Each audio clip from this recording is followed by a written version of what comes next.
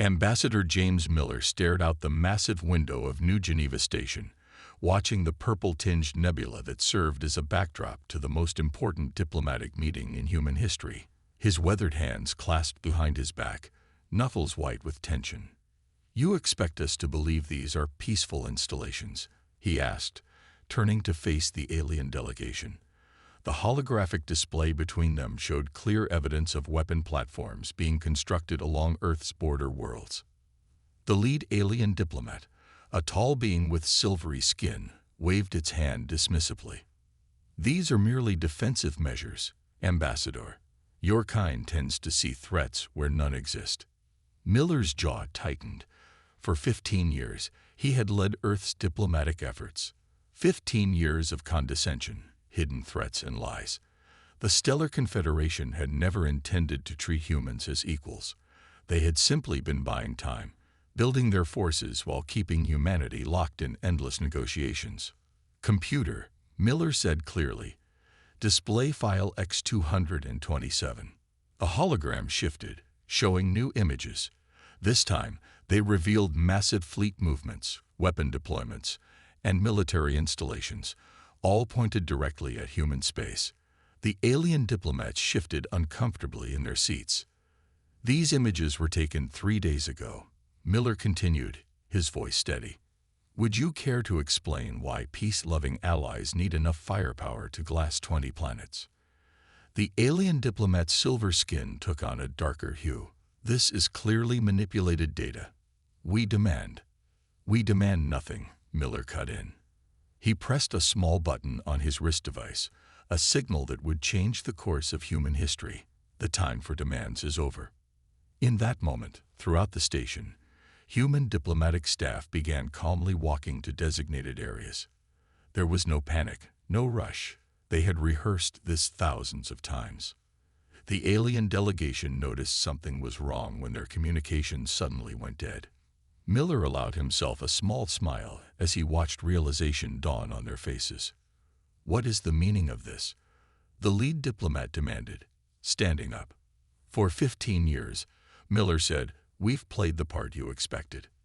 The eager young species desperate to join the galactic community, willing to accept any terms, any conditions, just to have a seat at the table." He walked to the window, his reflection overlaying the stars beyond. It was a good act, wasn't it? The station's lights flickered, then stabilized. In the distance, pinpoints of light began appearing, ships dropping their stealth fields. Not dozens, not hundreds, but thousands of human warships appearing from seemingly empty space. The alien delegation rushed to the window, their composed demeanor shattering at the sight. Where there had been empty space moments before, now hummed the largest battle fleet they had ever seen. "Impossible," one of them whispered.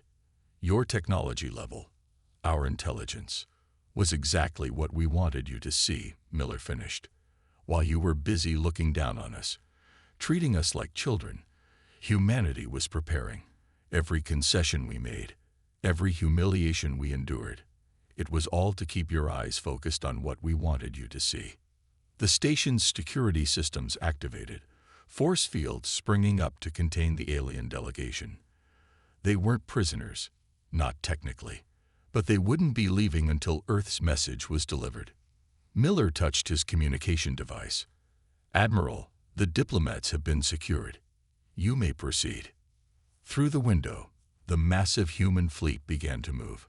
Ships of all sizes, from nimble frigates to mammoth dreadnoughts, formed up into attack formations. Their movements were precise, practiced, the result of years of secret drills and preparations. "What are you doing?" the lead diplomat asked, silver skin now almost white with fear. Miller turned to face them one last time. "We're doing what we should have done years ago. Humanity is taking its rightful place in the galaxy, not as supplicants, but as equals. And if the Confederation won't accept that," he gestured to the fleet outside, "we're prepared to demonstrate why they should." The room fell silent as the human fleet jumped to light speed, beginning an operation 15 years in the making. Operation Thunderclap was about to show the galaxy exactly what humanity had been hiding all these years. The peace negotiations were over. The real discussion was about to begin. Admiral Kate Roberts stood on the bridge of the HMS Thunderchild, her eyes fixed on the tactical display. Around her, bridge crew worked in practiced silence, their movements quick and precise. Years of secret training were about to pay off. "All ships report ready, Admiral," her XO reported. Stealth systems functioning at optimal levels. The human fleet had divided into 3 strike groups, each targeting critical Confederation monitoring posts. These stations had been watching human space for years, their operators confident they could see every move humanity made. They were wrong. "Begin Phase 1, Roberts ordered. "Let's show them what they've been missing." Across 3 sectors of space, human warships dropped their stealth fields at precisely the same moment. The Confederation's early warning systems, designed to detect conventional drives and energy signatures, had never seen them coming. The first station fell in less than 2 minutes.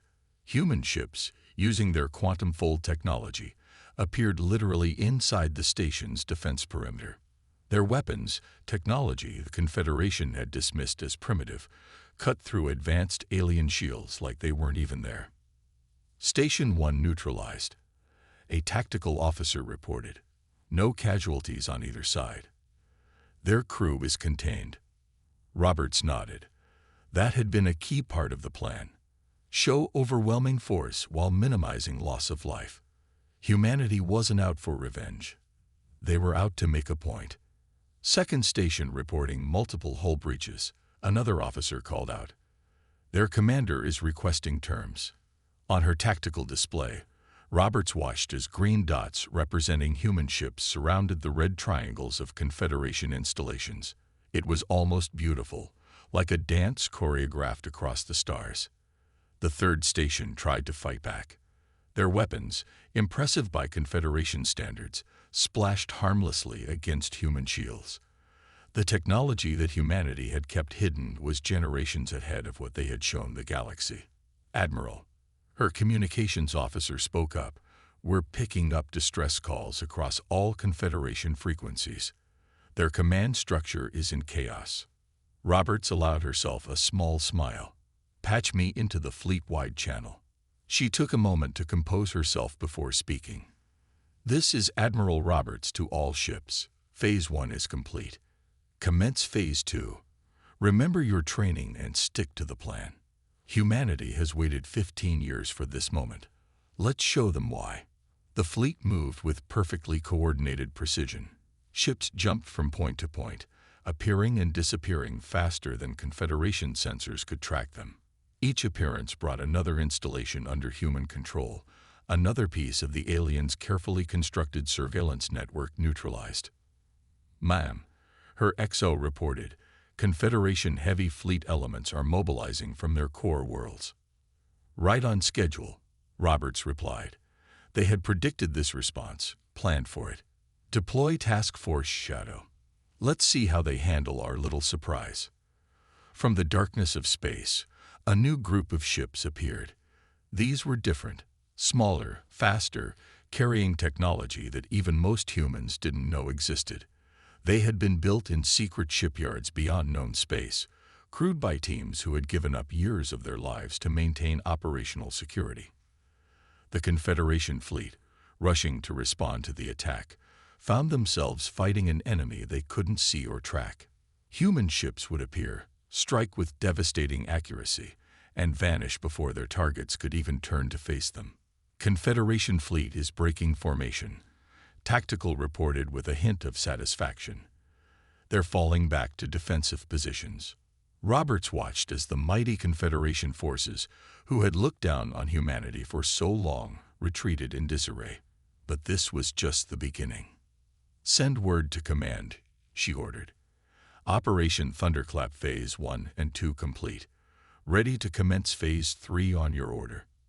As her message was transmitted back to Earth through quantum-encrypted channels, Roberts thought about how long they had waited for this day.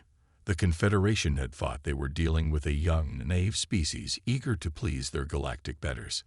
Instead, they had awakened a giant who had simply been biding its time, waiting for the right moment to show its true strength. Phase 3 would drive that lesson home. General Robert Davis walked through the massive underground facility on Mars, watching as teams of workers finally began dismantling the elaborate facade that had fooled the Confederation for so long. The primitive fusion reactors that powered human colonies were being revealed for what they really were: advanced quantum energy matrices that had been deliberately disguised. Panels of crude-looking metal fell away to reveal gleaming advanced alloys beneath. 15 years of pretending to be less than we are, he muttered to himself. 15 years of playing the fool. His aide, Lieutenant Emma Carter, walked beside him, tablet in hand. "Sir, we're receiving reports from all hidden facilities. They're beginning full activation sequences." Davis nodded. The facilities were spread across 300 worlds, most of which didn't officially exist. While the Confederation had watched Earth's known colonies, humanity had been building in secret, preparing for this day. They reached the Central Command Center, a vast chamber filled with holographic displays showing the true extent of human space. It was at least 4 times larger than what the Confederation believed. "Show me the Sentinel Array," Davis ordered. The main display shifted, revealing a network of automated defense platforms that had been hidden in plain sight. The Confederation had dismissed them as primitive communication relays and sensor buoys. In reality, each one contained enough firepower to destroy a small fleet. "Sir," one of the operators called out, "we're receiving the first reports of Confederation reaction to our deception. Their strategic command is in complete disarray." Davis watched as intercepted alien communications played across one of the screens. The Confederation's leaders were finally realizing just how thoroughly they had been deceived. For years, humanity had carefully crafted its image. They had deliberately used outdated technology in their diplomatic meetings. Their ships had been designed to look crude and inefficient. Even their weapons had been purposefully downgraded for any demonstration the Confederation might witness. "Play the archive footage," Davis ordered.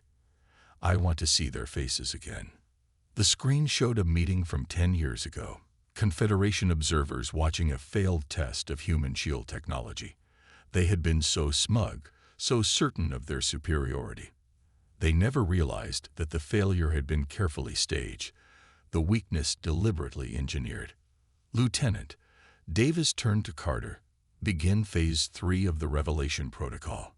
Let's show them everything they missed." Across human space, hidden facilities began powering up their true systems. Holographic disguises fell away from ships and stations, revealing their actual capabilities. Defense platforms that had masqueraded as simple satellites revealed weapon systems that made Confederation technology look primitive in comparison. "Sir, incoming transmission from Admiral Roberts," an operator announced. "The Confederation's primary surveillance network has been neutralized. They're blind." Davis smiled. "Perfect timing. Begin broadcasting on all frequencies. Let's show them what they've been looking at all these years without seeing." The transmission began, broadcasting to every Confederation world and installation. It showed footage of real human technology, of ships that could fold space itself, of weapons that could target vessels through hyperspace, of manufacturing capabilities that could build fleets faster than the entire Confederation combined. "Their strategic command is attempting to coordinate a response," Carter reported, reading from her tablet. "But their communications are in chaos. No one knows what to believe anymore." "Of course they don't," Davis replied. "Their entire strategic assessment of humanity was based on what we wanted them to see. Now they don't know what's real and what isn't." He walked to the main tactical display, watching as more hidden human facilities revealed themselves. Each one had been built in secret, each one representing a capability the Confederation had never suspected. "Sir," Carter said quietly, "what do you think they'll do now?" Davis watched as another Confederation fleet retreated from a confrontation with human forces. "They'll do what any empire does when it realizes it's been outmaneuvered. They'll try to save face. But first, they'll panic. The display showed more human ships emerging from hidden docks and shipyards. Each one represented years of secret development, years of careful planning and patience. The deception was over. Now it was time for humanity to show its true face to the galaxy. And the galaxy was not ready for what it was about to see. Commander Tom Wilson watched from his command chair as the Confederation fleet jumped into the Proxima system, exactly as planned. The aliens had taken the bait, committing a major portion of their fleet to attack what they thought was a vulnerable human colony. "All ships maintain emission control," he ordered quietly. "Let them get nice and close." Around his ship, hidden in the asteroid field, 30 other human vessels waited in perfect silence. Their stealth systems, far more advanced than anything the Confederation had ever encountered, made them invisible to even the most sophisticated scans. The alien fleet moved with confidence, their formation spreading out to engage what they expected to be outdated human defenses. Instead, they found an empty colony. Automated systems gave off just enough power to make it look inhabited from a distance. "They're launching landing craft," his tactical officer reported. "Time to contact with the surface." 3 minutes. Wilson nodded. "Begin the countdown. Let's show them why you should always check your corners." The Confederation ships had no idea they had just entered the largest tactical trap in military history. The Proxima system had been prepared for this moment for years. 2 minutes to surface contact. Throughout the asteroid field, hidden weapon platforms began powering up. Each one had been disguised as a simple mining operation, their true nature concealed beneath layers of holographic camouflage. 1 minute. Wilson watched as the alien landing craft descended toward the colony. They were about to learn a very expensive lesson about human ingenuity. 30 seconds. The colony's surface suddenly shifted. What had appeared to be buildings and streets rippled and vanished, revealing massive weapon emplacements. The entire colony had been a holographic projection, concealing a fortress that had been built into the planet itself. "Execute Trap 1, Wilson commanded. The planet's defense grid activated. Beams of energy lanced upward, cutting through the surprised landing craft with surgical precision. At the same time, the hidden weapon platforms in the asteroid field revealed themselves, catching the Confederation fleet in a devastating crossfire. "Multiple direct hits," Tactical reported. "Their shields are failing. They're trying to regroup." Wilson watched as the alien ships attempted to form a defensive formation. It was already too late. "Execute Trap 2. From behind Proxima's sun, a second human fleet emerged. They had been hiding in the star's corona, using technology that the Confederation had dismissed as theoretical impossibility. "Sir, they're attempting to retreat," communications reported. "Their commander is broadcasting the surrender signal." Wilson leaned forward in his chair. "All ships, ceasefire. Let's show them we can be merciful when we choose to be." The battle, if it could even be called that, had lasted less than 5 minutes. The pride of the Confederation fleet hung dead in space, surrounded by human ships that they hadn't even known were there until it was too late. "Open a channel to their flagship," Wilson ordered. The alien commander appeared on his screen, their expression showing a mixture of fear and disbelief. "This was just one system," Wilson said calmly. "One of many that you thought you knew. Would you like to see what we have waiting in the others?" The alien commander's response was immediate. We surrender. Please, no more demonstrations." Wilson nodded. "Wise choice. Prepare to be boarded. Your crew will be treated well." As human boarding teams moved to secure the Confederation vessels, Wilson received a priority message from Earth Command. The trap at Proxima had worked perfectly. Similar ambushes were being sprung across human space, catching Confederation forces completely off guard. "Sir," his XO asked quietly, "do you think they understand yet what they'd walked into?" Wilson watched as more human ships revealed themselves, dropping their stealth fields now that secrecy was no longer needed. Each one represented years of technological advancement that humanity had kept hidden. "They're beginning to," he replied. "But understanding and accepting are two different things." The Confederation spent too long believing they were superior to us. That kind of arrogance takes time to overcome. He stood up, straightening his uniform. Lucky for them, we have all the time in the galaxy. Now, let's show them what else we've been hiding. The Confederation War Council sat in stunned silence as they watched the footage again. Throughout their space, mysterious human ships were appearing from nowhere, striking with devastating precision, and vanishing before anyone could respond. In orbit above their capital world, Admiral Jack Walker commanded the newest reveal of humanity's true power. The HMS Invincible hung in space like a gleaming sword, its massive form nearly twice the size of any known human vessel. "Status report," Walker ordered, his voice calm despite the historic moment. "All ships in position, sir," his tactical officer responded. "The quantum fold drive is ready for demonstration." Walker nodded. "Begin the sequence. Let's show them what real human technology looks like." Space itself seemed to ripple and tear.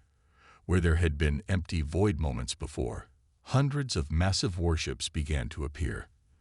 They emerged from quantum fold space, a dimension that the Confederation had never even theorized could exist.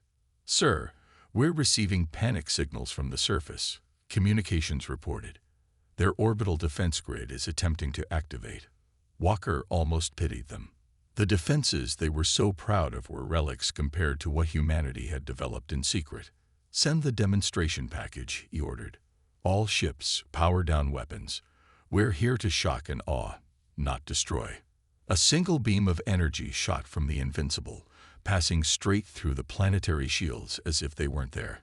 It struck the planet's largest military base, and in an instant, every piece of advanced technology within a 100-mile radius simply stopped working. "Energy nullification field successful," Tactical reported. "Their primary military command is blind and defenseless." On his command screen, Walker could see the Confederation leaders scrambling to understand what was happening. Their most advanced sensors couldn't even detect how the human ships were appearing, let alone how they had bypassed their best defenses.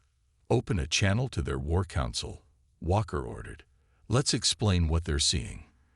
The screen filled with the faces of Confederation leaders, their expressions a mixture of fear and disbelief. "Gentlemen," Walker began, "what you're witnessing is humanity's true fleet. While you watched our decoy ships and dismissed us as primitives, we built this. Each vessel you see carries technology that your scientists claimed was impossible." He gestured, and a holographic display appeared in their chamber. It showed the true extent of human space, the hidden shipyards, the quantum fold network that connected them all. "Your entire strategic assessment of humanity was based on what we wanted you to see," Walker continued. "The ships you're looking at now, they're just the first wave." As if on cue, more human vessels began appearing. They emerged from quantum fold space in perfect formation, each one representing a level of technological advancement that the Confederation had never dreamed possible. "Sir," his XO reported, "we're detecting multiple power signatures from their colony worlds. They're attempting to activate their reserve fleets." Walker nodded. "Let them. It's time they understood the full scope of their miscalculation." Across Confederation space, their mighty warfleets were mobilizing.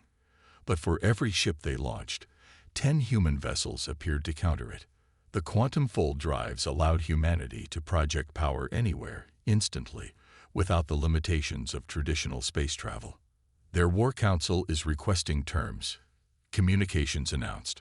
Walker looked at his tactical display, watching as more human ships revealed themselves. The Confederation was finally beginning to understand that they weren't dealing with a young, primitive species. They were facing an enemy that had deliberately hidden its true strength, waiting for the perfect moment to reveal it. "Tell them terms will be discussed," he replied, "once they understand exactly what they're dealing with." Continue the demonstration. More human ships appeared, their numbers now dwarfing anything the Confederation could muster. Each one represented years of secret development, years of waiting and watching while preparing for this moment. The galaxy was changing. The old order was crumbling. And humanity, patient and calculating, was ready to take its true place among the stars. The hidden fleet had finally emerged from the shadows. General Mark Anderson stood in the war room of Titan Base, watching as holographic displays showed human forces systematically dismantling the Confederation's entire infrastructure. The plan he had helped design 15 years ago was working perfectly. "Status report on Operation Chainbreaker," he commanded. His AI warfare specialist, a quantum computer housed in a mobile platform, stepped forward. "Phase 6 is proceeding ahead of schedule. Confederation supply lines are being severed at 37 critical junctions. Their communication networks are failing faster than they can repair them." The displays showed human ships using their quantum fold drives to appear exactly where they were needed, striking with surgical precision before vanishing again. Each attack was calculated to cause maximum disruption with minimal casualties. "Show me their primary supply route to their core worlds," Anderson ordered. The hologram shifted, revealing a complex network of jump points and supply stations, or rather, what was left of them. Where there had once been a carefully organized logistics chain, now there was chaos. "Human AI systems have complete control of their automated defense networks," the specialist reported. "The Confederation never imagined we had developed true artificial intelligence. Their automated systems are being turned against them." Anderson nodded. That had been another carefully hidden advantage. While the Confederation believed humans were still struggling with basic computer systems, they had actually perfected AI decades ago. "Sir," his communications officer called out, "we're receiving reports from the front lines. The Confederation's 7th Fleet just surrendered without firing a shot. They watched what happened to their 6th Fleet and decided not to resist." On the main display, Anderson could see human forces advancing toward the Confederation capital system. Each move was precisely coordinated, each strike calculated for maximum psychological impact. "Begin Phase 7, he ordered. "Show them our drone swarms." From hidden bases throughout human space, millions of autonomous combat drones activated. Each one was smaller than a fighter, but carried the firepower of a cruiser. They moved in perfect coordination, guided by AI systems that could react thousands of times faster than organic pilots. "Drone swarms deploying," the AI specialist confirmed. "Confederation forces are attempting to engage, and failing. Their targeting systems cannot track our quantum-shifted units." Anderson watched as the drones systematically disabled Confederation warships without destroying them. It was a demonstration of power and precision that left no doubt about humanity's technological superiority. "Sir, incoming transmission from their high command," communications reported. "They're requesting an immediate cessation of hostilities." "Show me their force disposition first," Anderson ordered. The hologram updated, showing the remaining Confederation military assets. Their once proud fleets were in disarray, their supply lines cut, their communications in chaos. The mighty empire that had looked down on humanity was being dismantled piece by piece. Their remaining forces are falling back to defensive positions around their core worlds, Tactical reported. "But our quantum fold drives make their defenses irrelevant. We can strike anywhere, at any time." Anderson studied the display for a moment longer. "Send word to all commands. Prepare for the final phase. I want their entire leadership to understand exactly what they're facing." Throughout Confederation space, human forces began their final maneuvers. Quantum fold drives allowed them to ignore traditional defensive positions. AI-driven combat systems neutralized any resistance before it could fully form. "Sir," the AI specialist announced, "we're detecting attempts to activate their doomsday weapons." Anderson smiled grimly. "Show them what happens when they try." Across multiple systems, Confederation superweapons attempted to power up. Each one failed, their systems already compromised by human AI that had infiltrated them months ago. "Send a message to their high command," Anderson ordered. "Tell them they have 1 hour to consider their position. After that, we demonstrate what our ships can really do." As the message was transmitted, he watched the tactical display update in real time. Human forces had effectively surrounded every major Confederation world. Their mighty empire had been reduced to a handful of isolated systems in less than a week. The chain was broken. Now it was time to reshape it into something new. Something that would never threaten humanity again. The Grand Chamber of the Confederation High Council, once a symbol of galactic power, now served as the stage for their surrender. Ambassador James Miller, the same man who had walked out of peace talks just days ago, stood before the assembled alien leaders. "The terms are non-negotiable," he stated, his voice carrying across the silent chamber. "But they are fair." Behind him, a holographic display showed the current state of Confederation space. Their military was in ruins, their economy in shambles, their once mighty empire reduced to a fraction of its former power. "Humanity does not seek your destruction," Miller continued. "In fact, we're offering you something you never offered us: genuine partnership." The alien leaders murmured among themselves. Through the chamber's massive windows, they could see human warships hanging in orbit, their advanced technology now fully revealed. "You spent 15 years treating us like children," Miller said. "Now you understand why that was a mistake. But we're not here for revenge. We're here to build something better." He activated a data crystal, projecting the terms of surrender. They were surprisingly lenient. No reparations, no forced disarmament, no humiliating concessions. Instead, they outlined a new galactic order based on mutual respect and cooperation. "Your empire will remain intact," Miller explained. "But it will be part of a larger federation, one where all species are truly equal, where technology and knowledge are shared, not hoarded." Admiral Kate Roberts, standing at attention behind Miller, watched the alien leaders' reactions. Some showed relief, others disbelief. None showed the arrogance that had characterized their species for so long. "Of course," Miller added, gesturing to the human fleet above, "we will maintain certain safeguards to ensure this new arrangement remains peaceful." The message was clear. Humanity's hidden strength would now serve as the galaxy's peacekeepers. "Your choice is simple," Miller continued. "Join us in building something greater than either of our civilizations could achieve alone, or face isolation in an increasingly hostile galaxy." One of the alien leaders stood, their silver skin reflecting the chamber's light. "You could destroy us completely. Why offer peace?" Miller smiled. "Because that's who we really are. Everything you've seen, our hidden fleets, our advanced technology, our military strength, it was all developed for one purpose: to ensure we would never have to bow to anyone. But we don't want to rule. We want to build." He approached the alien leader's podium, extending his hand in the human gesture of peace. "Your people have much to offer. Your art, your culture, your unique perspective on the universe. These are valuable. We want to learn from you, as equals." The chamber fell silent as the alien leader considered the offered hand. Centuries of Confederation history hung in the balance.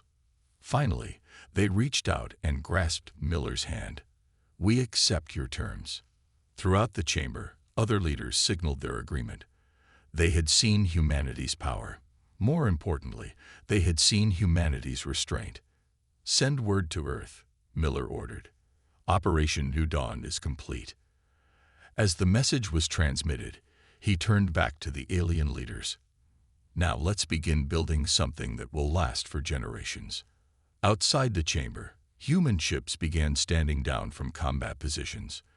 AI systems that had held the Confederation's infrastructure hostage released their control.